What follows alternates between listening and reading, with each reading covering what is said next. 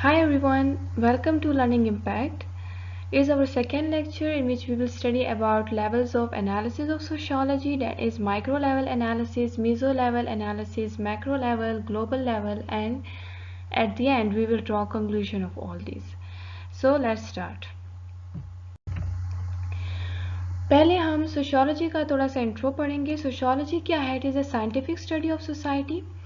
Scientific study of society किसने define किया था? ऑगस्ट कॉम्टे एंड वार्ड ने डिफाइन किया था. Auguste Comte who is known as the father of sociology, जिन्होंने एक थ्योरी दी थी positivism, which has play a big role in understanding of sociology. इन्होंने डिफाइन किया sociology is a scientific study of society. हम पिछले लेक्चर में पढ़ चुके हैं कि साइंटिफिक स्टडी ऑफ सोसाइटी से उनका क्या मतलब था.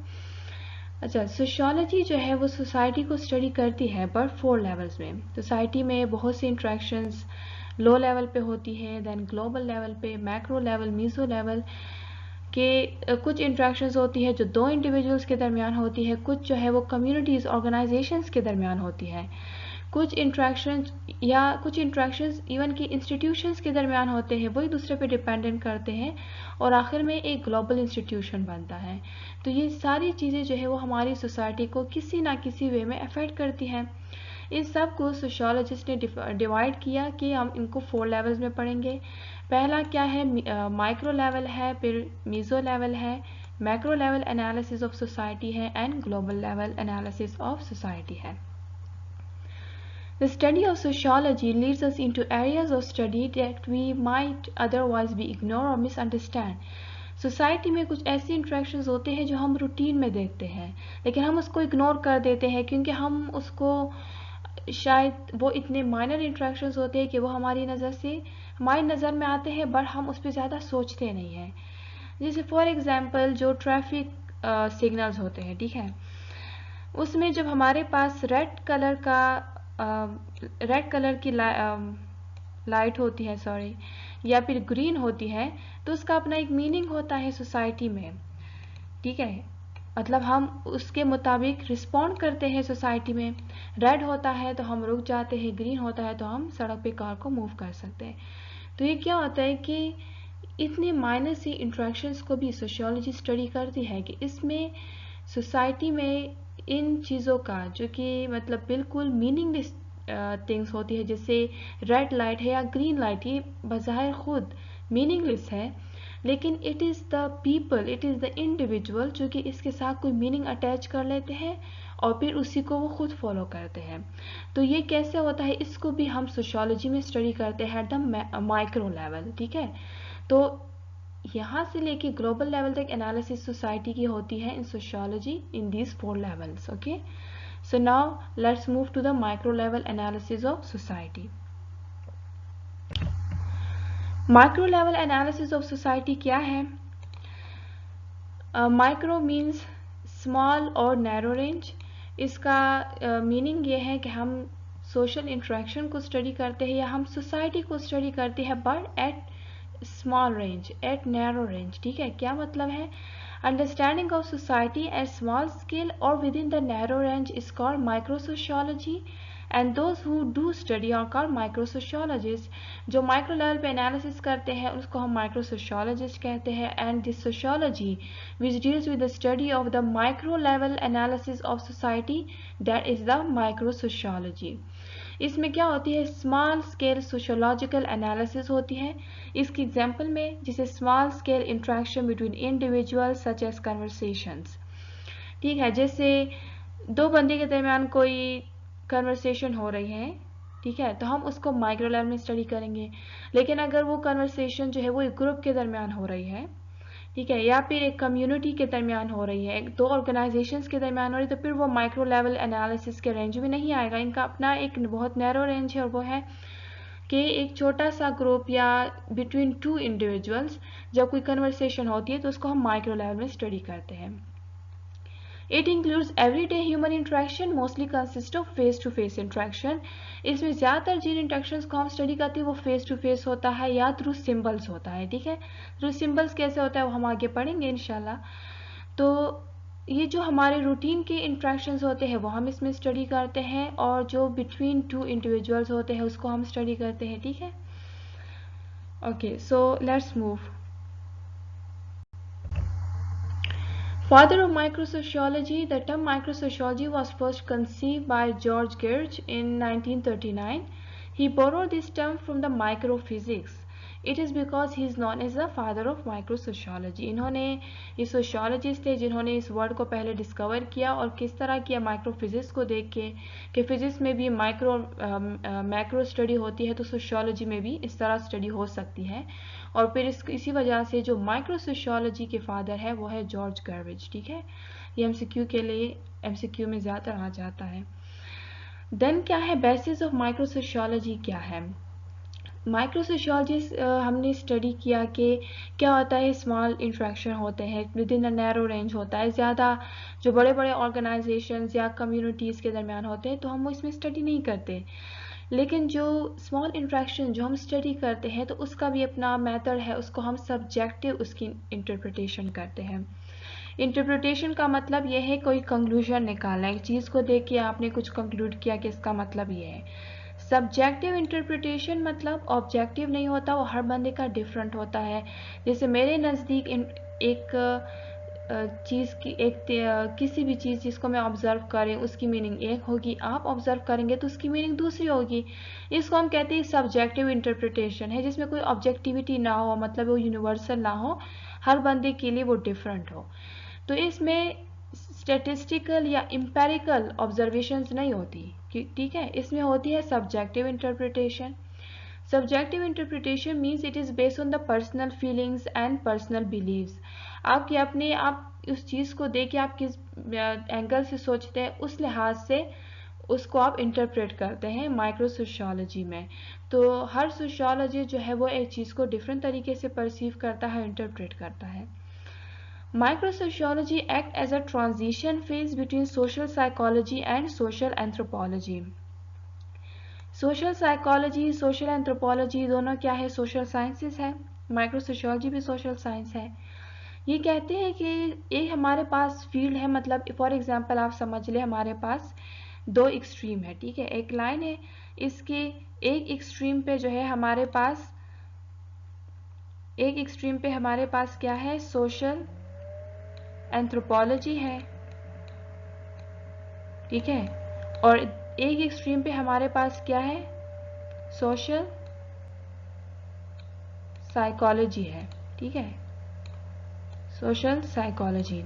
एक एक्सट्रीम पे सोशल साइकोलॉजी, एक एक्सट्रीम पे सोशल एंथ्रोपोलॉजी। तो जो ये ट्रांजिशन आया है एक से लेके वो दूसरे में चेंज हुए हैं, इसके दरमियान का ही लाई करता है माइक्रो सोशियोलॉजी। ठीक है, किस तरह?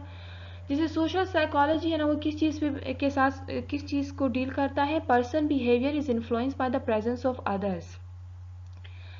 एक बंदे का बिहेवियर जब इन्फ्लुएंस करे, क्यों? जब एक दूसरा बंदा बैठा हो, जैसे फॉर एग्जांपल अगर आप घर में बैठ के या आप अकेले रूम में बैठ के फॉर एग्जांपल एक स्पीच कर रहे हैं अपने साथ, ठीक है, प्रैक्टिस कर रहे हैं, उस वो जब आप करेंगे तो आपका बिहेवियर एक तरह होगा।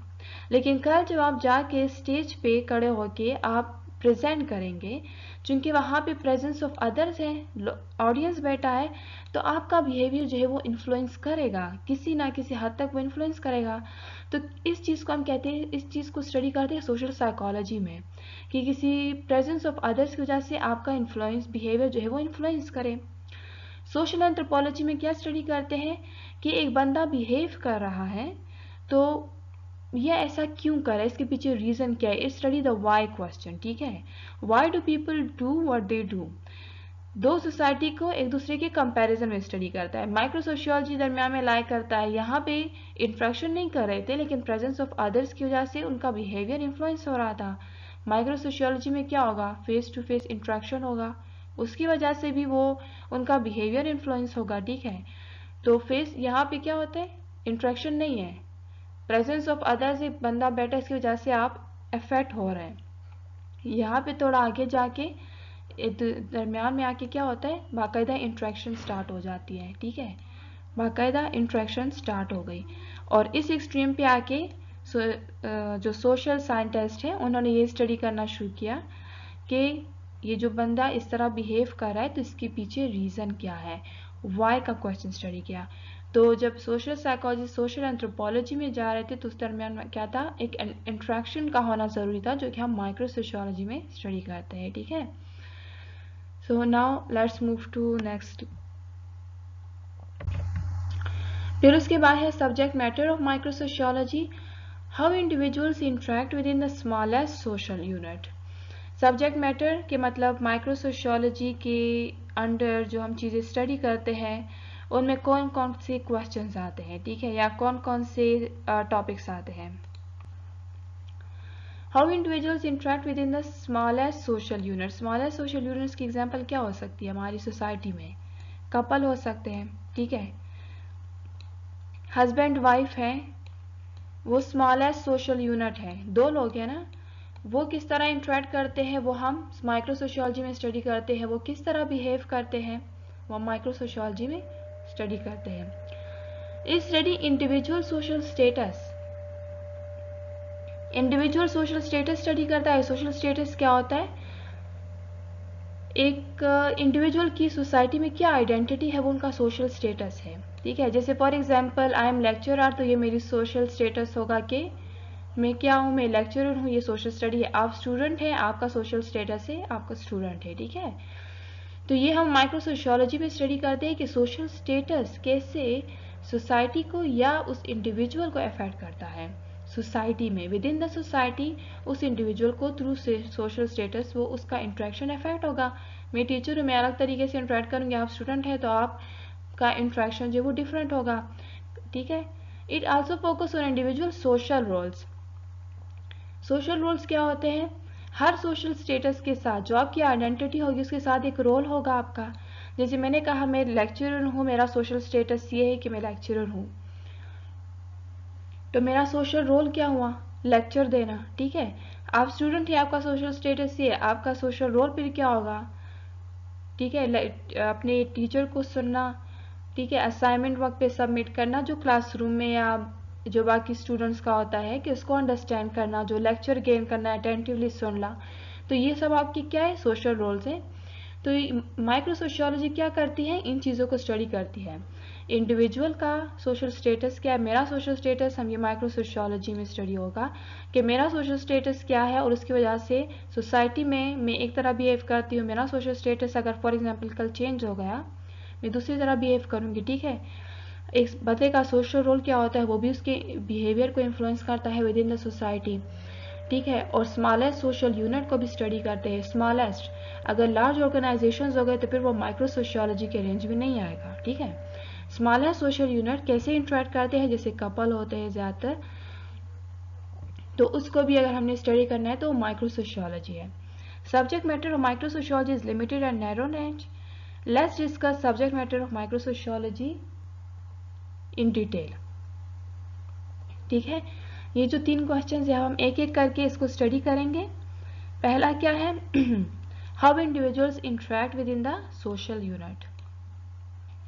Micro sociology study that how people interact in social units, जैसे फैमिली यूनिट हो गया, और हाउ कपल इंटरेक्ट बिफोर और आफ्टर हैविंग चिल्ड्रन, ठीक है। जब स्मॉलेस्ट सोशल यूनिट था, जब वो कपल थे वो इस तरह बिहेव कर रहे थे, जब वो पेरेंट्स बन गए उनका सोशल स्टेटस चेंज हो गया। पहले वो क्या थे? हस्बैंड वाइफ थे, उसके बाद उनका सोशल स्टेटस, हस्बैंड वाइफ तो थे लेकिन एक दूसरा स्टेटस भी उनका बन गया, पेरेंट्स भी बन गए, उनका इंट्रैक्शन भी चेंज हो गया, ठीक है। तो इसको माइक्रो सोशियोलॉजी में स्टडी करते हैं। It includes questions like what type of the interaction between couples tend to lead to divorce, ठीक है। अगर हम फॉर एग्जांपल एक सोशल प्रॉब्लम है, डाइवोर्स है, तो वो क्या रीजंस होते हैं, किस किस्म की इंट्रैक्शंस होती है कपल्स के दरमियान। As it study how individuals interact within the smallest social unit, तो कपल्स के दरमियान किस किस्म की इंट्रैक्शन होती है जिसकी वजह से सोसाइटी में डाइवोर्स रेट जो है वो इतना बढ़ गया है, which is the social problem, जो हम सोशियोलॉजी में वैसे भी स्टडी करते हैं, लेकिन माइक्रो सोशियोलॉजी पे हम क्या करते हैं, हम जो स्मॉलेस्ट यूनिट का इंट्रैक्शन होता है उसको लेके स्टडी करते हैं और आखिर में इसको कंक्लूजन ड्रॉ करते हैं कि जो इंट्रैक्शन हो रहा है कपल्स के दरमियान इसका कितना रोल है डिवोर्स रेट में, ठीक है। Another example include how two friends interact for healthy friendships. जैसे फॉर एग्जाम्पल दो दोस्त है, वो बचपन से दोस्त रहे हैं, बड़े कॉलेज लाइफ तक वो दोस्त है, तो उनके दरमियान ऐसे किस तरह की इंट्रैक्शंस होती है, या एक हेल्थी फ्रेंडशिप के लिए किस किस्म की इंट्रैक्शन होनी चाहिए, ये सारे क्या है माइक्रो सोशियोलॉजी का सब्जेक्ट मैटर है, एंड सो ऑन। इस तरह के बहुत सी क्वेश्चंस जो कि इंट्रैक्शन के साथ, सोशल स्टेटस के साथ या सोशल रोल के साथ डील करे, वो माइक्रो सोशियोलॉजी में आता है। ठीक है, let's move on. How micro sociology study individual social status, वो सेकेंड क्वेश्चन था सब्जेक्ट मैटर में, ये सेकेंड क्वेश्चन है सब्जेक्ट मैटर में। ठीक है, इसमें क्या है, माइक्रो सोशियोलॉजी जो है वो इंडिविजुअल सोशल स्टेटस को कैसे स्टडी करते हैं। ये स्टडी करते हैं कि इंडिविजुअल का सोशल स्टेटस उसकी social interaction with in the society कैसे अफेक्ट करता है। जैसे मैंने एक एग्जांपल, जैसे फॉर एग्जांपल, ठीक है, जैसे फॉर एग्जांपल आप सिंगल हैं, आपका सोशल स्टेटस जो है, आप वो ये कि आप सिंगल है या आप जो है डॉटर है, ठीक है, एक फीमेल की फॉर एग्जांपल अगर मैं एग्जांपल लेती हूँ, फिर वो उसकी शादी हो जाती है, आफ्टर मैरिज उसका सोशल स्टेटस क्या हुआ, एक और सोशल स्टेटस ऐड हुआ। ये नहीं कि फिर वो बेटी नहीं रहती, लेकिन सोशल स्टेटस जो है वो एक और आ गया। वो क्या हुआ, she is now a wife also. ठीक है, दो सोशल स्टेटस आ गए। तो जब सोशल स्टेटस उसका चेंज हुआ तो उसका सोशल इंट्रैक्शन भी चेंज होगा।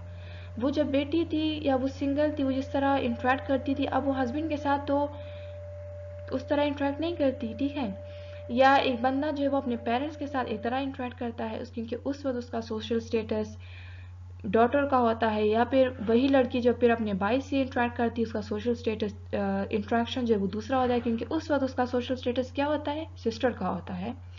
तो ये सारी क्या इसकी आइडेंटिटी है विद इन सोसाइटी, और इस सोशल स्टेटस की वजह से उसका इंट्रैक्शन जो है वो भी चेंज हो रहा है सोसाइटी में। ये माइक्रो सोशियोलॉजी स्टडी करते हैं। अब हम थोड़ा पढ़ते हैं कि सोशल स्टेटस क्या होता है, इसके कुछ टाइप्स होते हैं, और ये सारे टाइप्स जो है ये सोशल इंट्रैक्शन में, इस सोशल इंट्रैक्शन को अफेक्ट करते हैं विद इन द सोसाइटी। ठीक है, okay, so what is status? A position in a social structure that gives an identity to individual, ठीक है, इज कॉल्ड स्टेटस। एक सोशल स्ट्रक्चर है, उसमें आपकी क्या, कौन सी पोजीशन है, आप कहाँ पे लाई करते हैं, वो स्टेटस कहलाता है आपका। ठीक है, इट कैन बी पॉजिटिव और नेगेटिव। जैसे ज़रूरी नहीं कि आप सोशल स्टेटस जो है वो सिर्फ रिच लोगों का ही कोई स्टेटस होता है। अगर पुअर लोग हैं तो उनका भी स्टेटस है, लेकिन वो स्टेटस क्या है, लो स्टेटस है, या हमने ठीक है, या अगर फॉर एग्जांपल एक सोशल वर्कर है तो हम कहते हैं इनका एक सोशल स्टेटस बहुत हाई है। नेगेटिव भी हो सकता है, क्रिमिनल भी हो सकते हैं, इनका सोशल स्टेटस क्या होगा, क्रिमिनल। जिस भी नाम से आप सोसाइटी में पहचाने जाते हैं, और ज़रूरी नहीं कि सोसाइटी में, घर में भी आप, जैसे फॉर एग्जांपल एक बंदा जो है वो ना, ज़रूरी नहीं कि सोशल स्टेटस सिर्फ फेमस लोगों का हो। जैसे घर में मैंने कहा बेटी है तो आपका सोशल स्टेटस है, आप बेटा है आपका सोशल स्टेटस है। ठीक है, तो ये सारे क्या होते हैं, ये सोशल स्टेटस होता है जो इंडिविजुअल को एक स्पेसिफिक नेम दे देता है। ठीक है, फिर है status set, number of status a person have. जैसे मैंने कहा एक बंदे का सोशल स्टेटस बिफोर मैरिज वो डॉटर थी, आफ्टर मैरिज है वो डॉटर भी थी, डॉटर भी है पहले से, लेकिन वो अब वाइफ भी है, तो उसका स्टेटस दो हो गए। नंबर ऑफ स्टेटस, एक बंदे के पास ज़्यादा स्टेटस हो या नंबर ऑफ स्टेटस कितने एक बंदे के पास है, तो पूरा उसका सोशल सेट होता है। ठीक है, या स्टेटस सेट उसको हम कह सकते हैं। ठीक है, ये क्या होता है कि कितने स्टेटस आप ऑन करते हैं, जिसकी वजह से आप आइडेंटिफाई होते हैं सोसाइटी में। ठीक है, ये 3 टाइप्स हैं स्टेटस के। पहला है ascribe status, master status and achieve status. Ascribe क्या होता है, status which a person holds at birth. बचपन से आपको एक स्टेटस दिया गया है, वो आपकी विल पे डिपेंड नहीं करता, इनवॉलेंट्री है। ठीक है, वॉलेंट्री नहीं, आप कुछ भी कर ले, आप पूरी जिंदगी उस स्टेटस को आप चेंज नहीं कर सकते। परमानेंट स्टेटस होता है, फिक्स होता है, और बचपन से दिया होता है आपकी विल में। आपको, आप जब बड़े होते हैं आपको पता होता है ये मेरा स्टेटस है। जैसे फॉर एग्जांपल आपका क्या जेंडर है, वो स्टेटस, जैसे फॉर एग्जांपल आप बॉय है, आप गर्ल है, आप ट्रांसजेंडर है, ये सारा आपका एस्क्राइब स्टेटस है। इसमें आपका अपना कोई रोल नहीं है, ये बचपन से है। जैसे आपका कौन सा कास्ट है, दलित है, ब्राह्मण है, ठीक है, आपका फैमिली बैकग्राउंड क्या है, इसमें भी आपका कोई रोल नहीं है। आपका किस घर में पैदा होंगी या इनवॉलेंट्री है। ठीक है, तो ये सब क्या है, एट बर्थ जो स्टेटस दिया गया है वो स्टेटस क्या कहलाता है, एस्क्राइब स्टेटस। ये सारे स्टेटस आपके सोशल इंट्रैक्शन को इम्पैक्ट करते हैं सोसाइटी में। अगर आप लड़की, आप एक तरह इंट्रैक्ट करते हैं, अगर फॉर एग्जांपल कास्ट में आप अपर कास्ट के हैं तो आप विदाउट एनी टैलेंट, ये आपकी कोई, ये नहीं कि आपकी अपनी कोई टैलेंट होती है, लेकिन आप सोशल इंट्रैक्शन करते हैं तो आप बोल्ड करते हैं एज कम्पेयर टू दोस्त जो दलित हैं, जो कि सोसाइटी में लोअर कास्ट पे होते हैं, या फैमिली बैकग्राउंड अगर आपका स्ट्रांग है तो आप सोसाइटी में जो है आप स्ट्रांगली इंट्रैक्ट करते हैं लोगों के साथ, ठीक है। तो ये सारी चीज़ें आपके क्या आपकी इंट्रैक्शन को इम्पैक्ट करती हैं। फिर है इसके बाद सेकेंड है achieve status. A status that can be achieve through hard work. Through hard work आपने एक स्टेटस अचीव किया, जैसे फॉर एग्जांपल आप मैथ्स में अच्छे हैं, आप उसके मास्टर बन गए, मैथ स्किल्स आपने ले लिए, ठीक है, तो आप मैथ्स के प्रोफेसर बन गए या इस तरह कोई भी, तो ये क्या हो गया, अचीव स्टेटस आपने हार्ड वर्क से किया। बचपन से तो काबिल नहीं थे मैथ्स में। ओलंपिक एथलीट, जैसे आप गुड है एथलीट में, ठीक है, या achieve status is opposite to ascribe. Ascribe की अपोजिट क्या, अचीव है। ये आपको बाय बर्थ मिलता है या आपको हार्ड वर्क से लेना पड़ता है, ठीक है। तो ये भी आपकी सोशल स्टेटस को इम्पैक्ट करता है। अगर आप बचपन से जो है आपका एस्क्राइब स्टेटस स्ट्रांग नहीं है, आपका अचीव स्टेटस स्ट्रांग है, आपने मेहनत करके एक स्टेटस कमाया, आपका सोशल इंट्रैक्शन जो है वो चेंज हो जाता है लोगों के साथ, आप फिर बोल्डली इंट्रैक्ट करते हैं। फिर है master status. A status that dominate other status, ठीक है।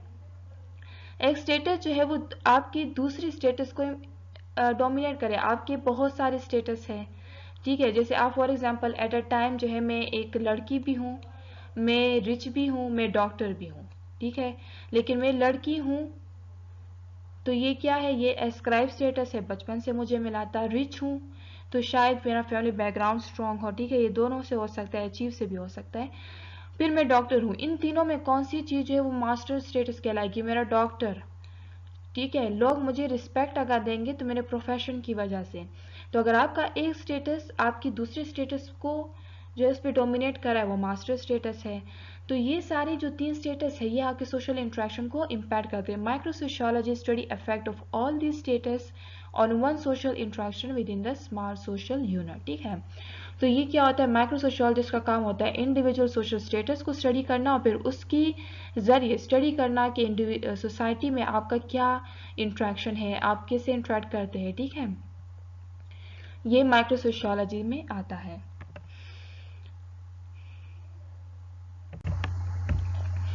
फिर उसके बाद थर्ड क्वेश्चन था how micro sociology study individual social role. Social roles को वो कैसे स्टडी करते हैं। हमने 3 क्वेश्चंस पढ़े, एक स्मॉलेस्ट यूनिट में इंट्रैक्शन को स्टडी करता है, सोशल स्टेटस को, and now social roles. To every social status there attach a social role.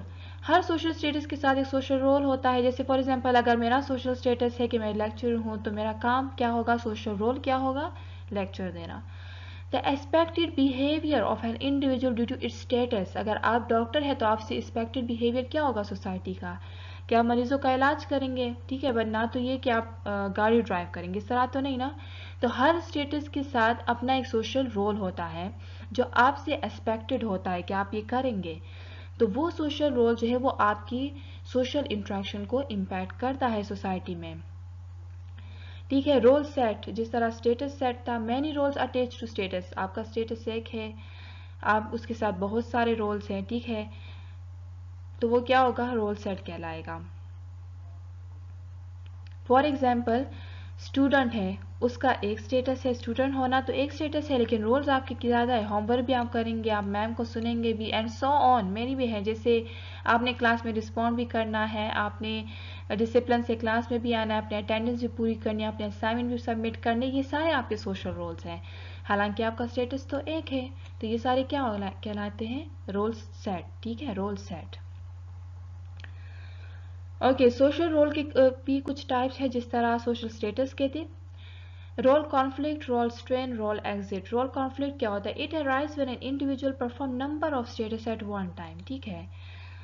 अगर आपके बहुत सारे स्टेटस है तो फिर उसमें रोल कॉन्फ्लिक्ट आता है। अगर फॉर एग्जांपल जैसे हमने स्टूडेंट का पढ़ा ना, तो यहाँ पे तो स्टेटस एक था, रोल ज़्यादा थे, ठीक है, लेकिन सॉरी लेकिन रोल कॉन्फ्लिक्ट में क्या होता है, आपके स्टेटस बढ़ जाते हैं, तो ऑब्वियसली रोल तो बढ़ेंगे, लेकिन जब आपका स्टेटस भी साथ में बढ़ जाए तो फिर उसमें रोल कॉन्फ्लिक्ट आ जाता है। जैसे फॉर एग्जांपल एक बंदा है, ठीक है, वो फादर भी है, हस्बैंड भी है, पुलिस मैन भी है, तो रोल कॉन्फ्लिक्ट है। उसने तीनों रोल्स जो है वो एक साथ 24 आवर्स में उसने तीनों रोल जो है वो उसने उसका सोशल रोल जो है परफॉर्म करना है। तो इसको हम रोल कॉन्फ्लिक्ट कहते हैं कि इन नंबर ऑफ स्टेटस की वजह से एट अ टाइम जब आपके रोल ज़्यादा बढ़ जाए, ठीक है। Role strain, it arise due to performing one role associated with one status. अब रोल स्ट्रेन क्या होता है, आपका स्टेटस एक ही है और आप एक ही रोल को अचीव करने की कोशिश करते हैं। इस कोशिश में आप पे बहुत ज़्यादा आप स्ट्रेस लेते, एक ही रोल को आप वो कर रहे हैं, परफॉर्म कर रहे हैं, लेकिन आप स्ट्रेस लेते क्योंकि वो बहुत ज़्यादा एक्सपेक्टेड रोल होता है, पूरी सोसाइटी आपसे एक्सपेक्ट करती है, तो आप रोल स्ट्रेन में आ जाते हैं। जैसे for example asleep deprived of new couple experiencing stress while navigating the expected role of having a baby। जैसे कपल है, वो उनका एक्सपेक्टेड रोल, सोसाइटी क्या एक्सपेक्ट करती है उनसे कि उनके बच्चे होंगे।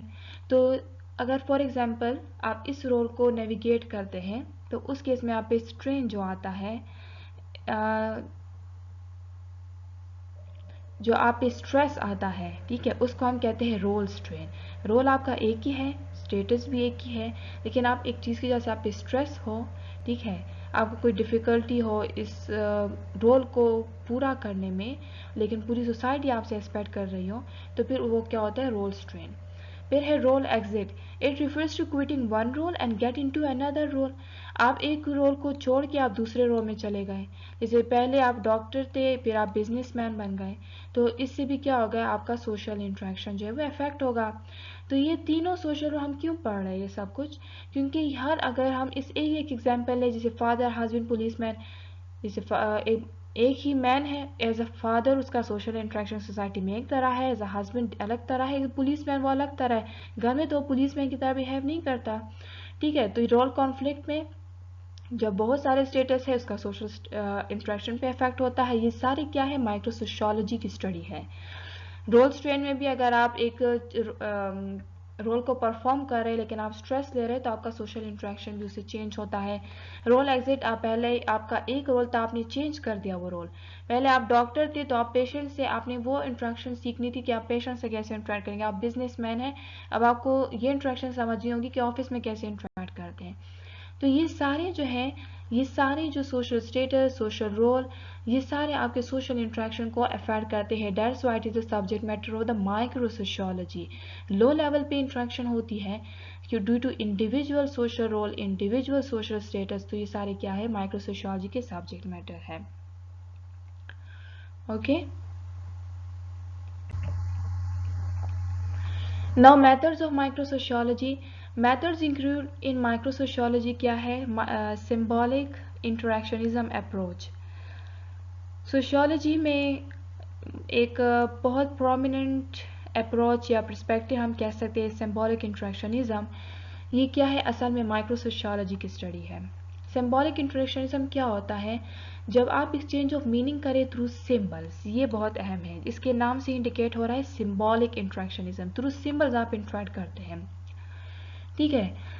सिंबॉलिक इंटरेक्शनिज्म कहता है कि हमारी सोसाइटी में जितनी भी चीज़ें हैं ना, ये सारी मैन मेड है, मतलब इंसान ने खुद बनाई है।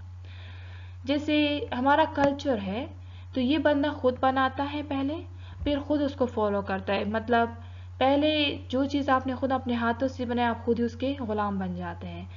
सिंबॉलिक इंट्रैक्शनिज्म में क्या होता है कि हमारी सोसाइटी में जितनी भी चीज़ें उसके साथ इंडिविजुअल जो है वो खुद एक मीनिंग अटैच करते हैं और फिर उस चीज़ को उस मीनिंग की वजह से फॉलो करते हैं। जैसे मैंने एग्जांपल दिया था ना ट्रैफिक सिग्नल्स की, रेड और ग्रीन तो सिर्फ लाइट है, इसका क्या मीनिंग है, लेकिन जब ये सड़क पे होते हैं तो हमने खुद मीनिंग अटैच की है कि रेड का मतलब स्टॉप होना है, ग्रीन का मतलब जाना है। अब ये किसी ने बोल के तो हमें नहीं बताया, थ्रू सिंबल्स हम इंटरेक्ट कर रहे हैं, ठीक है। तो ये क्या हो गया, ये इस किस्म की इंट्रैक्शंस क्या होती है, सिंबॉलिक इंट्रैक्शनिज्म, जो कि माइक्रो सोशियोलॉजी में स्टडी होती है। According to symbolic interactionism religion and culture are constructed. हर चीज़ जो इस सोसाइटी में है वो कंस्ट्रक्टेड है, जो हमारी सोसाइटी का पार्ट है, चाहे वो कल्चर है, नॉर्म्स है, ट्रेडिशंस है, रिलीजन है, ये सारे कंस्ट्रक्टेड है, मीन्स मैन मेड है, नेचुरल नहीं है। It stage a society created through symbols, और हमारी सोसाइटी जो है वो थ्रू सिम्बल्स आती है। इवन कि माइक्रो सोशियोलॉजी तो जो सिम्बॉलिक इंट्रैक्शनिज्म है ये कहता है कि पहले तो लैंग्वेज नहीं था, जब हंटिंग एंड गैदरिंग सोसाइटी थी तो लोग किस तरह इंटरेक्ट करते थे, इशारों से इंटरेक्ट करते थे। तो थ्रू सिम्बल्स सोसाइटी वजूद में आई। पहले लोग इंटरेक्ट करते थे थ्रू सिम्बल्स, फिर आहिस्ता आहिस्ता उन्होंने उस सिम्बल्स को मीनिंग देना शुरू किया। पे ठीक है, पहले क्या आए, सिम्बल्स आए, ठीक है, एक बंदा उसको एक तरीके से परसीव करा था, फिर दूसरी तरह, फिर आखिर में उसके ऑब्जेक्टिव मीनिंग्स आ गए, मतलब हर बंदा उसको एक तरह परसीव करने लगा। और वहां से किस चीज़ की ओरिजिन हुई, लैंग्वेज की। ठीक है, जो exchange of meaning through symbols है ना, इसको भी माइक्रो सोशियोलॉजी एक लैंग्वेज कहती है, क्योंकि लैंग्वेज का भी मतलब यही होता है, एक्सचेंज ऑफ मीनिंग। आप क्या कहना चाहते हैं आप वो दूसरे को समझा दे। अगर आप इशारों से समझा सकते हैं तो ये भी एक लैंग्वेज है। ठीक है, तो ये सब क्या है, सिंबॉलिक इंट्रैक्शनिज्म जो है इन चीज़ों को स्टडी करता है। बॉडी लैंग्वेज भी इसमें आ जाती है। ठीक है, इन हर चीज़ का कोई मतलब होता है। जैसे आप नर्वस होकर बैठ रहे हो तो वो अलग तरीके से, अगर जैसे फॉर एग्जांपल हम कहते हैं कि जो बार बार ब्लिंकिंग ऑफ आइज करते हैं तो वो नर्वस होते हैं, या जो है इस तरह के जो बहुत इसको हम फैक्ट्स भी, कुछ फैक्ट्स है कुछ मिथ्स हैं, लेकिन माइक्रो सोशियोलॉजी में हम इस चीज़ को स्टडी करते हैं जो बहुत, इसको माइक्रो सोशियोलॉजी क्यों कह रहे हैं, क्योंकि ये सारे सोशल इंट्रैक्शन है, ये चीज़ें हम एवरीडे लाइफ में देखते हैं लेकिन इग्नोर करते हैं।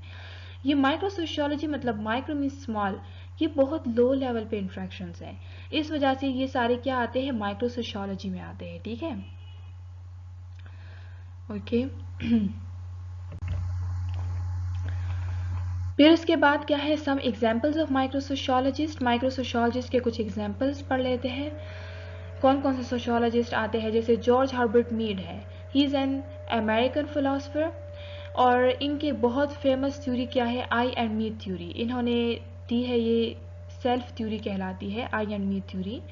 और ये भी सेल्फ परसेप्शन पे है कि हमें खुद को किस तरह परसीव करते हैं। ठीक है,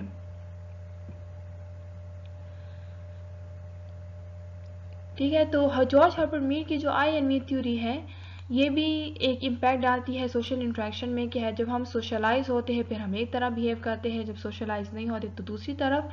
ठीक है, शायद इस पे हम नेक्स्ट लेक्चर में डिटेल से बात करें, बट अभी के लिए इतना ही कि ये माइक्रो सोशियोलॉजिस्ट है, इनका थोड़ा सा इंट्रो देख लें। ठीक है, and he George Herbert Mead. फिर उसके बाद है हर्बर्ट ब्लूमर। इनकी बहुत बड़ी कंट्रीब्यूशन क्या है, जो ये टर्म सिंबॉलिक इंट्रैक्शनिज्म जो हमने अभी पढ़ी, ये टर्म जो है ये इन्होंने दी थी। ठीक है, और इसका बहुत बड़ा कंट्रीब्यूशन था सोशियोलॉजी में, क्योंकि इससे पहले इतने माइनर लेवल पे सोशियोलॉजी को या इतने माइनर लेवल पे इंट्रैक्शन को स्टडी करना जो था ये इनके वर्क के बाद आया। He was an American sociologist. He served as an editor of the American Journal of Sociology for a dozen years. और इनका contribution यही था, symbolic interactionism based on the social behaviorist philosophy of mind and action developed by Mead. Mead ने पहले mind and action पे कुछ theories दी, और फिर उसी को मजीद स्टडी करते हुए इन्होंने ये symbolic interactionism जो है ये थ्योरी, ये अप्रोच बताया कि हम सोशियोलॉजी में सोसाइटी को थ्रू सिंबॉलिक इंट्रैक्शनिज्म भी स्टडी कर सकते हैं। ठीक है, ये था माइक्रो सोशियोलॉजी। अब let's move to meso sociology. Okay, micro level sociology हो गया, अब है मीजो लेवल। ठीक है, मीजो का मतलब क्या है, मीजो मीन्स इंटरमीडिएट और in the middle, in the middle. ठीक है, माइक्रो जो था बहुत लो लेवल पे था, फिर उसके बाद आया मिडल रेंज, ये मीजो लेवल एनालिसिस है। अच्छा, अब मीजो लेवल एनालिसिस के अपनी सब्जेक्ट मैटर है, उसके सब्जेक्ट मैटर क्या थे, individual status, individual role, smallest unit interaction, लेकिन यहाँ पे क्या है, intermediate social forces and social stratification.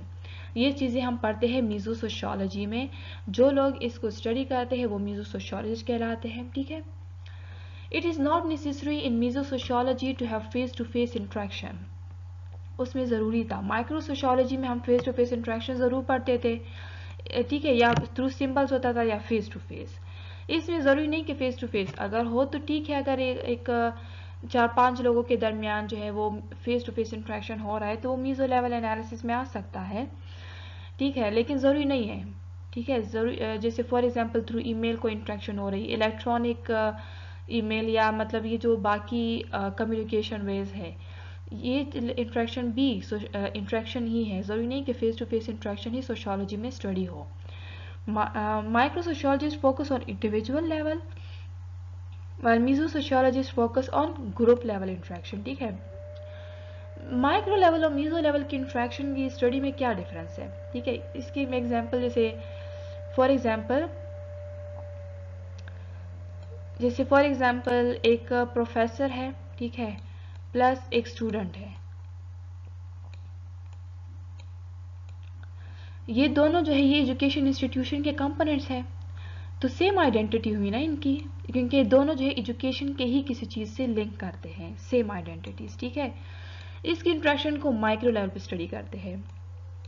लेकिन अगर इस तरह हो, प्रोफेसर हो फिर स्टूडेंट हो, इसके दरमियान एडमिनिस्ट्रेटर भी आ जाए, ठीक है, सबकी कोई मीटिंग हो रही है, पेरेंट्स भी हो, स्टूडेंट्स के जो पेरेंट्स हैं, अब भी इन सब का ताल्लुक क्या है, एजुकेशन से ही है, ठीक है। ये क्या है, इनकी भी सेम आइडेंटिटी है with in the education institution है ना, इसलिए इसको हम कहते हैं सेम आइडेंटिटी। डिफरेंट आइडेंटिटी तब होगी जब एक एजुकेशन से होगा, एक इकोनॉमिक्स इंस्टीट्यूशन से होगा, एक पॉलिटिकल इंस्टीट्यूशन से, ठीक है, फिर हम उसको कहते हैं डिफरेंट आइडेंटिटी।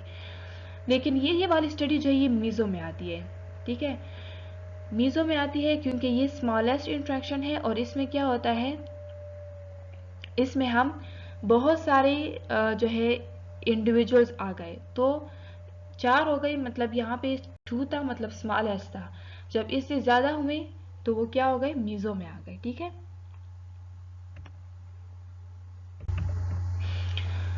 हमने कहा कि क्या किस चीज़ को स्टडी करता है, intermediate social forces and stratification, ये दोनों चीज़ें क्या होती है जो मीजो लेवल में हमने कहा कि वो स्टडी करते हैं। लेट्स डिस्कस, ठीक है। इंटरमीडिएट सोशल फोर्स क्या होता है, what is social force, any effective urge और impulse that leads to social action.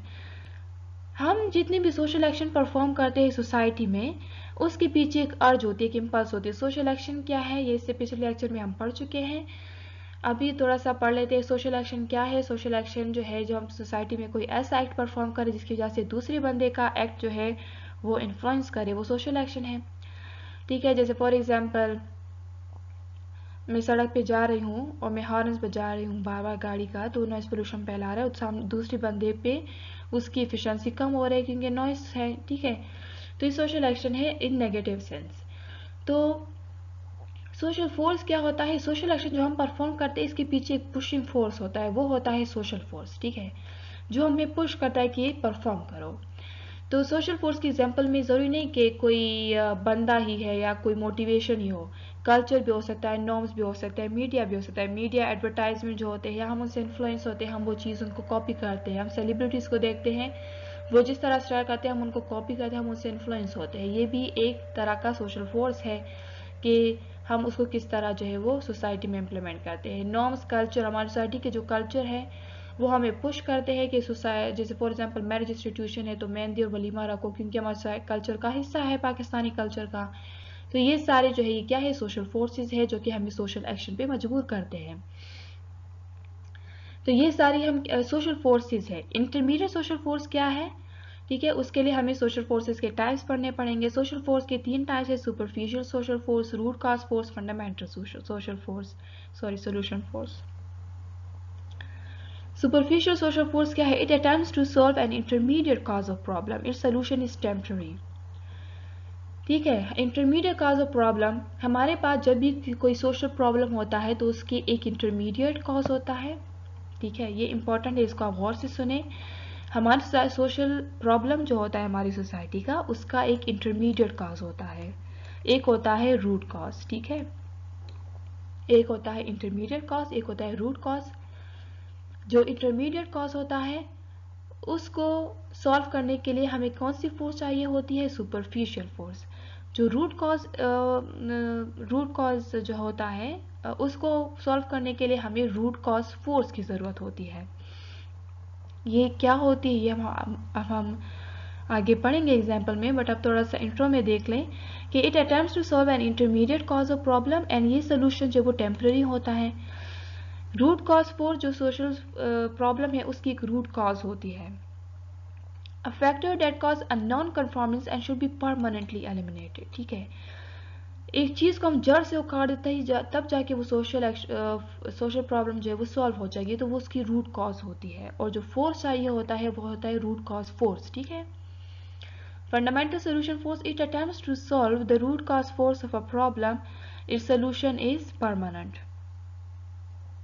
ठीक है, जो फंडामेंटल सोल्यूशन फोर्स होता है ये पुश करता है रूट कॉज फोर्स को कि रूट कॉज को खत्म करे। ठीक है, सॉरी। तो इन दोनों का सोल्यूशन जो है वो परमानेंट होता है, इनका सोल्यूशन टेम्पररी होता है। अब मुझे पता है कि आप लोग को सही समझ नहीं आई होगी कि इसको क्या मतलब मीनिंग है। अब हम एक एग्जाम्पल करते हैं इसकी, तब जाके आपको समझ जाएगी और तब हमें पता चलेगा कि इंटरमीडिएट सोशल फोर्स क्या होता है और मैक्रो जो कि हम मीजो सोशियोलॉजी में स्टडी करते हैं। ठीक है, so let's move to next slide to understand the types of social forces with example. ठीक है, जैसे फॉर एग्जाम्पल ये है superficial solution force which is easy to see. हमारी सोसाइटी में जैसे फॉर एग्जाम्पल हम एक एग्जाम्पल लेते हैं, एक कंट्री है, एक स्टेट है या फॉर एग्जाम्पल पाकिस्तानी सोसाइटी है, उसमें क्या होता है बार बार डिक्टेटरशिप आती है। ठीक है, तो हम उसके लिए क्या करते हैं, ये एक प्रॉब्लम है, इसको हम कैसे सॉल्व करते हैं, इसके टू वेज हैं।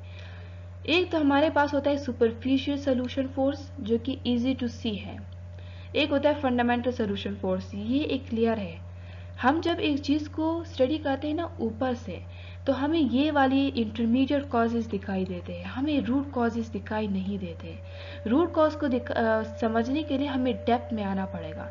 तो हम फॉर एग्जांपल कॉप रूलर है, ठीक है, कोई भी डिक्टेटरशिप है, ये एक रीज़न हुआ। ठीक है, वो हमें पुश करती है कि इस बैड रूलर को ख़त्म होना चाहिए, हमारे सोसाइटी से इस डिक्टेटरशिप का ख़ात्मा होना चाहिए हमारे मुल्क से, क्योंकि ये हमारी सोसाइटी को अफेक्ट कर रही है।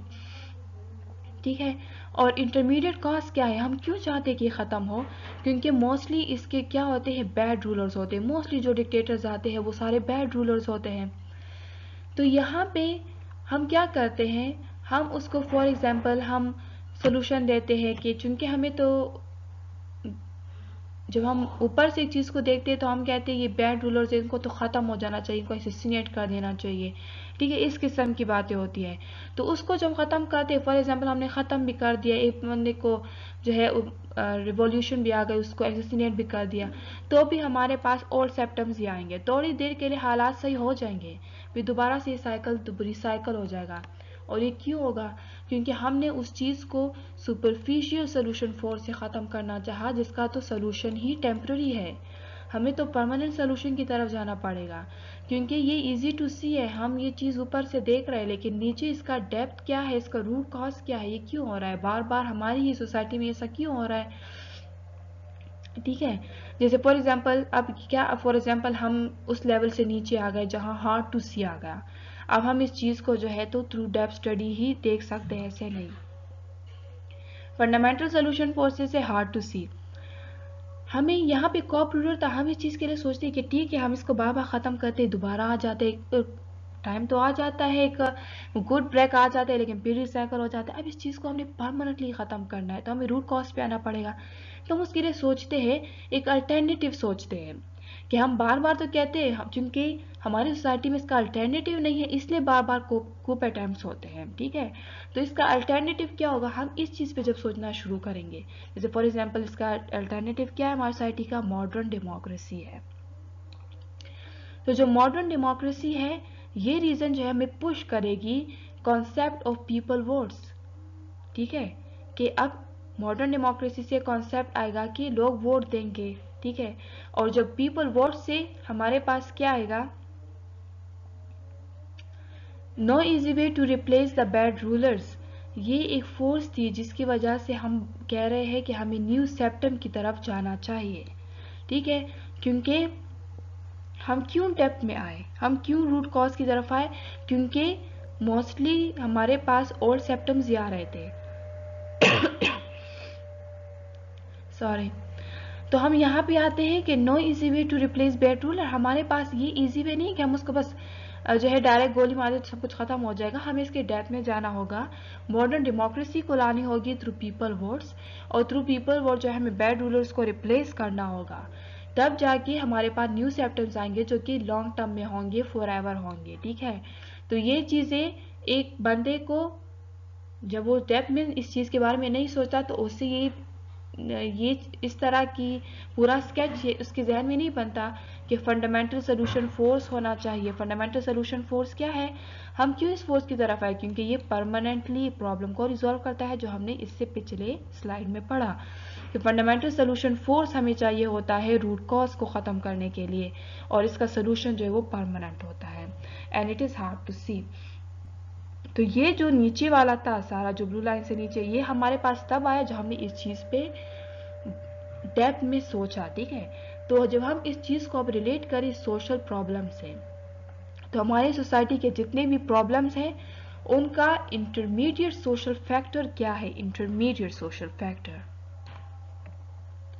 ये हम पढ़ते हैं मीजो सोशियोलॉजी में, जो हमने अभी पढ़ा कि किस चीज़ से डील करता है, इंटरमीडिएट सोशल फोर्सेस। ठीक है, तो हम मीजो सोशियोलॉजी में एक चीज़ को क्या करते हैं, ऊपर से ही उसको स्टडी करते हैं, हम डेप्थ में रूट कॉज में हम नहीं जानते। ठीक है, तो ये क्या है, हमारे मीजो सोशियोलॉजी है, चूंकि मीजो का मतलब है इंटरमीडिएट। तो इससे इस एग्जांपल से आई होप कि आप अंडरस्टैंड कर पाएंगे। ये जो मैंने सुपरफिशियल बताया फंडामेंटल, और ये मैंने सोशल फोर्सेस के आपको टाइप्स समझाए, इनमें से अब कौन सा टाइप है जो इंटरमीडिएट कॉज होता है, वो असल में हम स्टडी करते हैं मीजो सोशियोलॉजी में। ठीक है,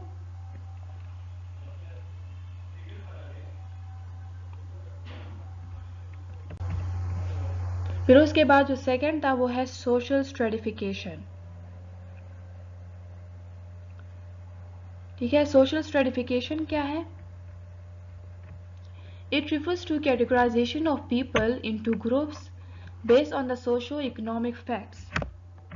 ठीक है, हमारी सोसाइटी में हम लोगों की कैटेगरीज बनाए। फॉर एग्जांपल, अब यहाँ पे हम लोगों के ग्रुप्स बनाए, सोसाइटी में लोगों के ग्रुप्स बन जाए on the basis of socio economic resources या फैक्ट, जैसे सोशल क्लास आपका क्या है, सोशियो इकोनॉमिक आपका सोशल स्टेटस क्या है, और इकोनॉमिक आपके फाइनेंशियल रिसोर्सेज आपके कितने हैं, आप कितनों को जो है आप एसेस करते हैं, तो वो आपका सोशल स्ट्रेटिफिकेशन, अब उसके बेस पे जो है आपकी कैटेगरीज बनती है सोसाइटी में। ठीक है, बेसिस ऑफ सोशल स्ट्रेटिफिकेशन कुछ भी पावर से रिलेटेड, जैसे वेल्थ है, इनकम है, आपका रेस क्या है, ठीक है, जो कि क्या है, एस्क्राइब स्टेटस है आपका, लेकिन वो भी सोशल स्ट्रेटिफिकेशन का इफेक्ट करता है। एजुकेशन क्या है, एथनिसिटी क्या है, जेंडर है, ऑक्यूपेशन, इसके अलावा पावर, ये सारी चीज़ें जो है इसके बेस पे सोसाइटी में स्ट्रेटिफिकेशंस होती हैं। तो हम मीजो सोशियोलॉजी में इन चीज़ों को स्टडी करते हैं कि on the basis of income कैसे सोसाइटी में क्लासिफिकेशन होती है, on the basis of power कैसे होती है। ठीक है, इसमें से कुछ एग्जांपल जो है हमने यहाँ मेंशन किए हैं, जैसे पाकिस्तानी सोसाइटी है on the basis of income, कितनी क्लासेस है, 3 है, अपर क्लास है, मिडिल क्लास है, लोअर क्लास है, और हर एक जो है वो अपने तरीके से सोसाइटी में इंटरेक्ट करता है और बिहेव करता है, which is the subject matter of the meso sociology. ठीक है, फिर अगर सोसाइटी में स्ट्रेटिफिकेशन हुई है on the basis of caste, जैसे फॉर एग्जांपल इंडियन सोसाइटी में it's very prominent example of social stratification कि वहाँ पे ब्राह्मण्स है, बाकी दलित्स है, शूद्रस है, जो कि इनके अपने प्रोफेशंस है जो इनके लिए मखसूस किए गए हैं कि ब्राह्मण्स होंगे तो वो टीचर्स ही होंगे या प्रीस्ट ही होंगे, अगर दलित्स है तो वो सारे अनटचेबल होते हैं जिनको जो कि लोवेस्ट कास्ट पे आते हैं। ठीक है, तो ये सारे क्या है, सोसाइटी में स्ट्रेटिफिकेशंस है, कैटेगराइजेशन है, और ये सारे जो है इट इज़ द कि हमारी सोसाइटी में लोगों को किस बेस पे उनको कैटेगराइज किया गया है, और हर एक कैटेगरी, जब आपको ब्राह्मण है या आप दलित है तो ऑब्वियसली सोसाइटी में आपका बिहेवियर, आपका सोशल इंटरेक्शन सब कुछ इम्पैक्ट होगा इससे, जो आपका कास्ट है। तो ये सारी क्या है, मीजो सोशियोलॉजी का सब्जेक्ट मैटर है कि उस चीज़ को स्टडी करें। तीसरी एग्जाम्पल जैसे on the basis of material क्या स्ट्रेटिफिकेशन है, जैसे for example before agriculture revolution, जब एग्रीकल्चर रिवॉल्यूशन नहीं आया था तो दो कॉन्सेप्ट थे, मास्टर एंड स्लेव, ठीक है, जो रिच एंड पुअर थे, ठीक है।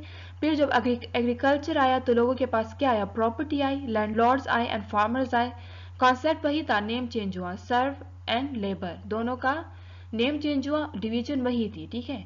आफ्टर इंडस्ट्रियल रिवॉल्यूशन भी डिवीजन चेंज नहीं हुई, वही डिवीजन आज भी है, कैपिटलिज्म है, लैंडलॉर्ड चले गए, कैपिटलिस्ट आ गए, कैपिटलिज्म सिस्टम ने क्या किया, एक्सप्लॉइट किया लेबर को, ठीक है। तो on the basis of material भी दो क्लासिफिकेशन है, जैसे कैपिटलिज्म सिस्टम भी लेबर को जो है वो, गवर्नमेंट वर्कर को जो है वो एक्सप्लॉइट करता है। तो मीजो सोशियोलॉजी जो है वो इसको भी स्टडी कर सकता है कि कैसे कैपिटलिज्म जो है वो इंडिविजुअल या जैसे फॉर एग्जांपल एक पे वर्कर है तो उसको वो कैसे अफेक्ट करता है और उसकी वजह से सोसाइटी पे क्या एज अ होल क्या इम्पैक्ट पड़ता है, ठीक है। ये थीसिस एंटीथीसिस सिंथेसिस एक थ्योरी होती है, उसके अपोजिट एक थ्योरी आ जाती है और उन दोनों को मिला के फिर एक सिंथेसिस आ जाती है आखिर में, ठीक है। तो हम इसको थीसिस एंटीथीसिस या सिंथेसिस के जो है रूप से हम कह सकते हैं। ये जस्ट एग्जाम्पल है, आप सोशल स्ट्रेटिफिकेशन के एग्जाम्पल में कोई से भी एक दो एग्जाम्पल्स लिख सकते हैं, ठीक है। On the basis of power भी सोशल स्ट्रेटिफिकेशन है। On the basis of power जो स्ट्रेटिफिकेशन है ये दी थी स्यूराइट मिल ने, ये जो है सोशियोलॉजिस्ट थे, इनकी बहुत बड़ी कंट्रीब्यूशन इनकी सोशियोलॉजिकल इमेजिनेशन है, इंशाल्लाह इस पे भी मैं एक लेक्चर बनाऊंगी, it's very important theory in sociology, ठीक है। ये सोशियोलॉजिकल इमेजिनेशन की किताब थी जिसमें इन्होंने ये थ्योरी दी थी और ये जो है इस सोशियोलॉजिस्ट ने on the basis of power society में क्लासिफिकेशन को बताया। This classification was defined in reference to American society, ठीक है, अमेरिकन सोसाइटी के रूप से बताया, जैसे on the basis of power upper class है, मिडिल क्लास है, लोअर क्लास है, ठीक है। पाकिस्तान में ये classification on the basis of income है। On the basis of power चूंकि अमेरिकन सोसाइटी कंपैरेटिवली पाकिस्तान से रिच है तो वहाँ की अपर लोअर मिडिल क्लास में डिफरेंस है, ठीक है। अपर क्लास में यहाँ क्या आते हैं, जज, प्रेसिडेंट, मिलिट्री, ठीक है। मिडिल क्लास जो वो सेनेटर, लॉयर्स आते हैं, लोअर क्लास में ऑर्डिनरी सिटीजन्स। तो ये सारे जो हमारी सोसाइटी के क्लासेस है, आप इनमें से किस में लाइक करते हैं और सोसाइटी में आप फिर उस अपने क्लास की वजह से आप सोसाइटी में किस तरह इंटरेक्ट करते हैं, वो मीजो सोशियोलॉजी है, ठीक है। या फिर सोसाइटी में ये क्लासिफिकेशन इंडिविजुअल्स को एज अ होल कैसे इम्पैक्ट कर रही है, तो ये भी मीजो सोशियोलॉजी है। सोशल स्ट्रेटिफिकेशन को वो स्टडी करता है कि सोसाइटी में क्लासिफिकेशन हो रही है, on the base of income हो रही है, on the base of material हो रही है, on the base of power, on the basis of income. जैसे on the base of income जैसे अपर क्लास है तो उसमें फिर 3 क्लासेस है, अपर अपर, अपर मिडल, अपर लोअर, ठीक है, जो पाकिस्तानी सोसाइटी है इसकी बात कर रही हूँ। फिर मिडल में अपने 3 है, अपर मिडल है, मिडल मिडल है, ठीक है, मिडल लोअर है। तो ये सारी जो क्लासिफिकेशन होती है उसकी वजह से सोसाइटी पे क्या इम्पैक्ट होता है, सोशल इंट्रैक्शन कैसे इफेक्ट होता है, इंडिविजुअल का बिहेवियर कैसे इफेक्ट होता है, तो ये सारी क्या है, ये मीजो सोशियोलॉजी के सब्जेक्ट मैटर है। फिर उसके बाद थर्ड है macro level analysis. Macro level में हम क्या करते हैं, हम जो है पूरा इंस्टीट्यूशन स्टडी करते हैं, ठीक है, पूरा सोशल सिस्टम सोसाइटी का। सोशल सिस्टम्स क्या कहलाते हैं, जैसे फॉर एग्जांपल हमारे कंट्री का एजुकेशन इंस्टीट्यूशन वो सोशल सिस्टम है, इकोनॉमिक इंस्टीट्यूशन, मैरिज इंस्टीट्यूशन, ये सारे क्या, ये सारे हमारे सोशल सिस्टम है, ये हमें किसी ना किसी डायरेक्टली या इनडायरेक्टली हमारे लाइफ को इम्पैक्ट करते हैं। इसको हम किस चीज में स्टडी करते हैं, macro level. Study the individual families but in relation with other societies.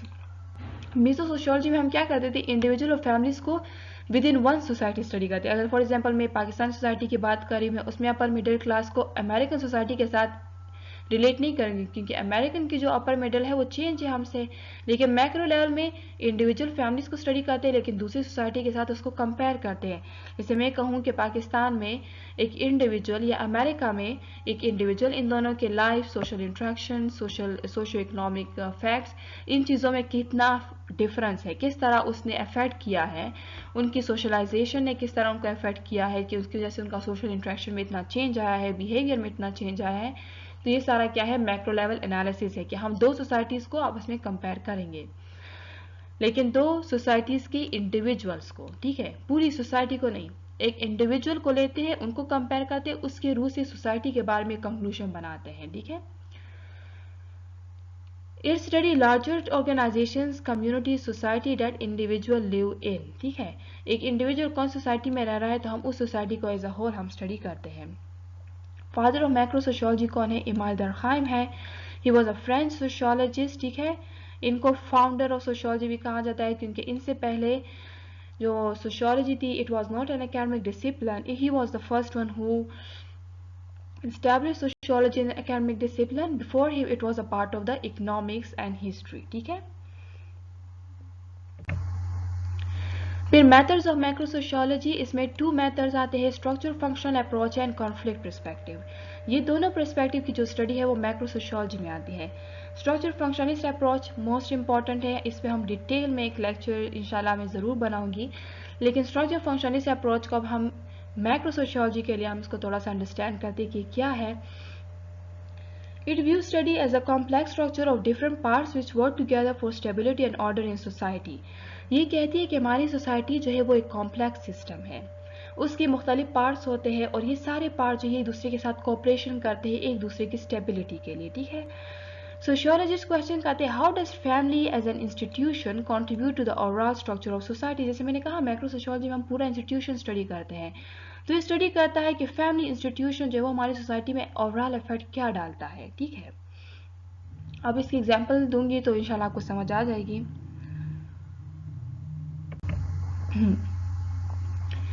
ठीक है, अब फॉर एग्जांपल सोसाइटी है, स्ट्रक्चर फंक्शनलिस्ट अप्रोच क्या कहता है, सोसाइटी क्या है, कॉम्प्लेक्स स्ट्रक्चर है। कॉम्प्लेक्स स्ट्रक्चर कैसे है, मैंने यहाँ पे 2 एग्जांपल्स दी है, फैमिली इंस्टीट्यूशन, एजुकेशन इंस्टीट्यूशन है। ये सारी सोसाइटी के पार्ट है, एक ही सोसाइटी के पार्ट है।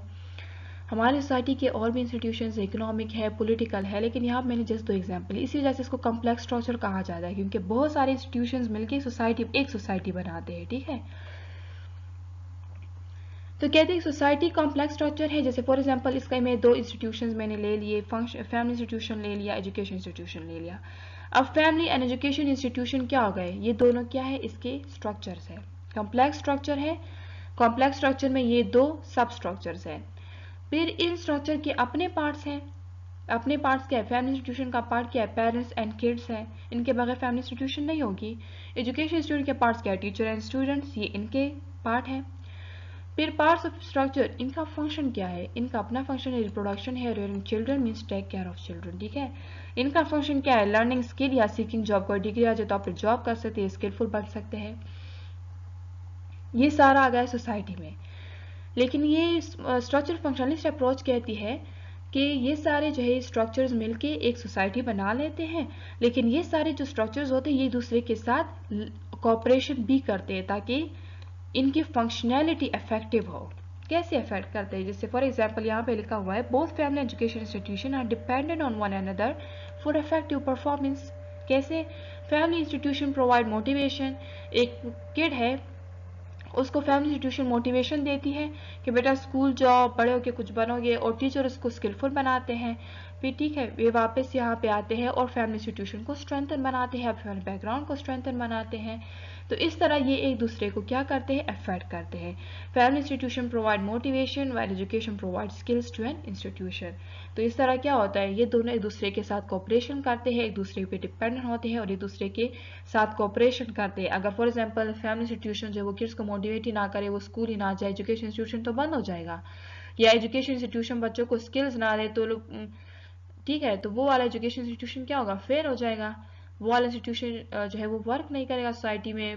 पेरेंट्स जो है वो दूसरी सोर्स को लेंगे, जैसे ऑनलाइन टीचिंग को लेंगे या अब्रॉड ऑप्शन को चूज करेंगे। तो ये सारे इंस्टीट्यूशन को इफेक्टिव परफॉर्मेंस के लिए एक दूसरे के साथ कोऑपरेशन करना पड़ता है, ठीक है। ये है स्ट्रक्चर फंक्शनलिस्ट अप्रोच। तो ये सारी स्टडी क्या होती है, ये सारी स्टडी जो मैक्रो सोशियोलॉजी में आती है, जब हम हर एक इंस्टीट्यूशन को as a part of society पढ़े और फिर उन इंस्टीट्यूशन का आपस में रिलेशन बढ़े, एक दूसरे के साथ इन्होंने कैसे कोऑपरेट किया है, ठीक है, और उसका इंडिविजुअल पे क्या इफेक्ट है। जैसे एक किड था जिसको मोटिवेट किया फैमिली ने, उसको पढ़ाया टीचर ने, लेकिन बड़े होकर उसने सोसाइटी में जो है एक रोल प्ले किया, उसने सोसाइटी को प्रमोट किया, ठीक है, उसने फैमिली इंस्टीट्यूशन को स्ट्रेंथन किया, अपने बैकग्राउंड को स्ट्रेंथन किया, तो सोसाइटी में रोल हुआ ना।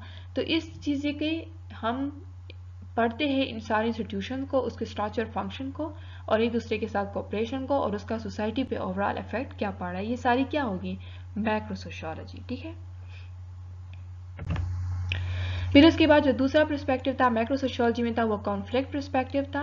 It is also the very important theory of sociology. This theory was propose by Karl Marx. वो कहते हैं कि हमारी सोसाइटी में जितने भी कॉन्फ्लिक्ट्स हैं वो इनइक्वालिटी की वजह से है। ठीक है, वो क्या है, इनइक्वालिटी की वजह से है। Conflict perspective was about social inequalities arise from the material inequalities. उसने बताया तो बहुत सी इनइक्वालिटीज, सोशल इनइक्वालिटीज का बताया उसने, पॉलिटिकल इनइक्वालिटीज, लेकिन उसने बताया कि हमारी सोसाइटी के जो सोशल इनइक्वालिटीज हैं वो असल में मटीरियल इनइक्वालिटी से अराइज होते हैं। कैसे? एक उसने बताया हमारी सोसाइटी में एक क्लास है वो इंडस्ट्रियलिस्ट है, मतलब रिच है, उनके पास क्या है, वो मीन्स ऑफ प्रोडक्शन को कंट्रोल कर रहे हैं, मीन्स ऑफ प्रोडक्शन। सोसाइटी में फैक्ट्रीज को एक बंदा कंट्रोल कर रहा है और एक क्लास जो है वो उस फैक्ट्री में काम कर रहा है, दोनों में डिफरेंस है ना।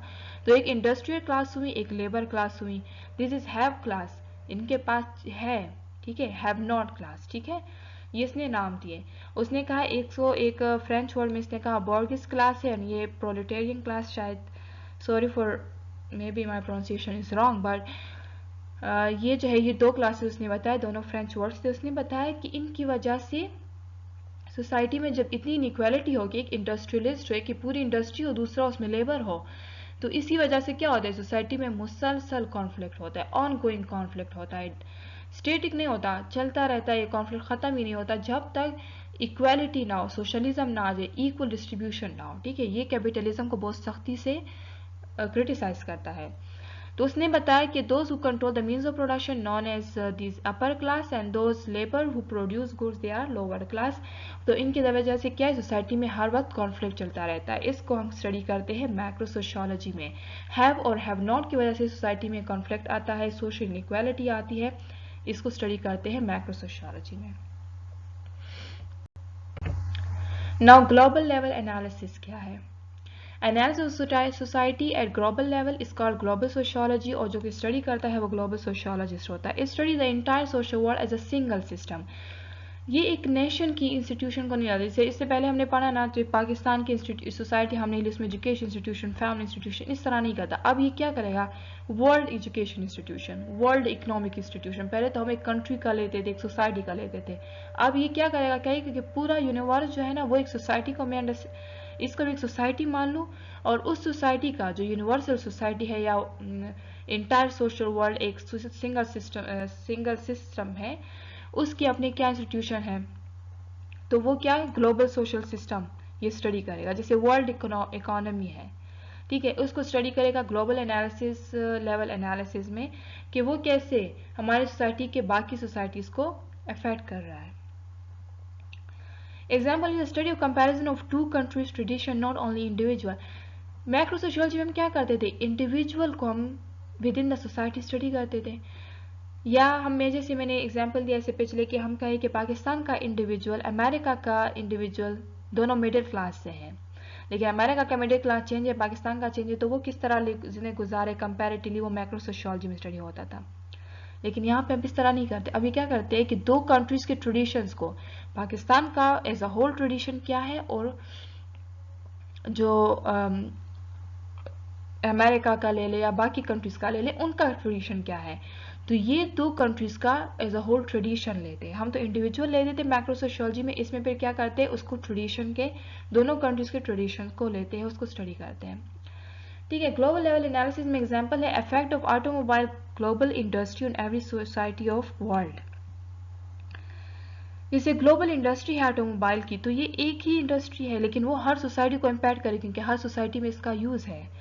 ठीक है, अगर फॉर एग्जांपल वो डिक्लाइन में चली गई तो पूरी दुनिया की, सिर्फ पाकिस्तानी सोसाइटी नहीं, पूरी दुनिया की मुख्तलिफ सोसाइटी से इम्पैक्ट होगी या नहीं होगी। ठीक है, तो उसका क्या इम्पैक्ट पड़ेगा, ये ग्लोबल सोशियोलॉजी स्टडी करते हैं। ठीक है, सोसाइटी पे क्या इम्पैक्ट जाएगा। जैसे effect of globalisation on different cultures. पहले था हर कंट्री का अपना कल्चर था, अब भी है, लेकिन अब एक ग्लोबल कल्चर भी है जो कि हर सोसाइटी जो है वो अडॉप्ट करने लगी है। ठीक है, जैसे फॉर एग्जांपल पैंट शर्ट है, ठीक है, लड़के पैंट शर्ट पहनते हैं, तो अगर पाकिस्तान में कोई जो है ऑफिस जॉब कर रहा है, अमेरिका में ऑफिस जॉब कर रहा है, सारे जो मेल होते हैं, फीमेल का ड्रेस फिर भी चेंज होता है, मेल सारे जो है वो एक जैसे ही टाई पहनते हैं और एक जैसे ही कपड़े पहनते हैं। तो इसको हम कह सकते हैं कि अब चूंकि पूरी यूनिवर्स एक ग्लोबल विलेज बन गई है, तो उसकी वजह से कल्चर जो है वो बहुत जल्दी, ग्लोबल कल्चर बहुत जल्दी जो है वो उन कल्चर्स को इम्पैक्ट कर रहा है, जो छोटे छोटे कल्चर्स है, ठीक है। तो इन सब की स्टडी को हम कहते हैं ग्लोबल लेवल एनालिसिस, ठीक है। At the end there is a conclusion. Conclusion में क्या है? कंक्लूजन में हमने सिर्फ इसको एक जल्दी से ओवरव्यू दिया, इसको कंक्लूड किया है, ठीक है, कीवर्ड्स में, ताकि आखिर में समराइज हो। पहला क्या है? माइक्रो सोशियोलॉजी में है स्टडी सिंबॉलिक इंटरेक्शन, स्टेटस और रोल स्टडी करते थे, face to face interaction study करते थे, ठीक है। यहाँ पे फेस टू फेस इंटरेक्शन था या फिर सिंबल्स के जरिए इंटरेक्शन था। यहाँ पे क्या हो गया? इंटरेक्शन ऑफ मेनी आइडेंटिटी, जैसे मैंने कहा पेरेंट्स भी है, टीचर्स भी है, एडमिनिस्ट्रेटर भी है, पेरेंट्स भी है, प्रोफेसर्स है, प्रिंसिपल है स्कूल का, सब मिलके सारे का आइडेंटिटी सेम ही है, लेकिन मैनी है आइडेंटिटीज, तो फिर वो मीजो में आएगा। और साथ में सोशल स्ट्रेटिफिकेशन। फिर उसके बाद आता है मैक्रो सोशियोलॉजी, इसमें क्या है? पूरा इंस्टीट्यूशन, जैसे यहाँ पे for example teacher and student interact कर रहे थे, ठीक है, यहाँ पे एग्जाम्पल है, दोनों टीचर एंड स्टूडेंट इंटरेक्ट कर रहे थे, यहाँ पे इंटरेक्ट करे teacher, student, administrator, parents. Macro sociology में पूरा इंस्टीट्यूशन आ गया, structure and function of Pakistan education institution, individuals interaction of different societies, ठीक है। जैसे मैंने कहा कि पाकिस्तान का इंडिविजुअल और अमेरिका का मिडिल क्लास इंडिविजुअल, दोनों मिडिल क्लास के हैं अपनी सोसाइटी के, वो डिफरेंट तरीके से इंटरेक्ट करते हैं due to their difference in the middle class और due to their different society. फिर ग्लोबल सोशियोलॉजी में ग्लोबल सोशल इंस्टीट्यूशन, यहाँ पे पाकिस्तान एजुकेशन इंस्टीट्यूशन था, यहाँ पे ग्लोबल एजुकेशन इंस्टीट्यूशन आ गया, and its impact on societies. Comparison of countries tradition, या फिर दो कंट्रीज, या जरूरी नहीं कि दो, मैनी कंट्रीज ट्रेडिशन को हम इसमें कंपेयर करते हैं और स्टडी करते हैं, ठीक है। So this was the end of our lecture, and I hope आपको समझ आई होगी। आपको जो भी क्वेश्चन था इस चीज़ के मुतालिक, जो भी एम्बिग्यूटी है, वो आप कमेंट सेक्शन में पूछ सकते हैं। एंड लाइक करें, सब्सक्राइब करें हमारे चैनल को, stay tuned to our channel for latest lectures. Thank you so much.